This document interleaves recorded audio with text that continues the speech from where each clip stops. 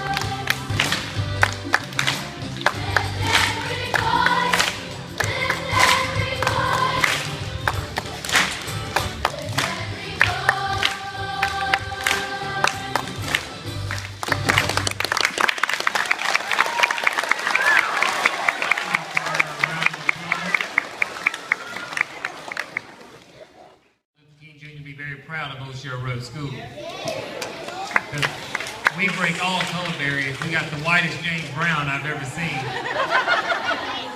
And with soul. But I am very proud of these students. They came forward, some of them, and volunteered. So, we're doing something at church. We want to add that to the Black History program, and we just included as much as we could. So let's give all of our performers a round of applause.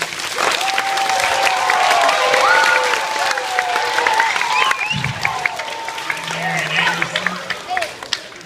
She's wearing that hat. But anyway, thank you so much for your audience participation, because you were excellent audience today. I think they all deserve to be clipped up and receive a big star. So, thank you.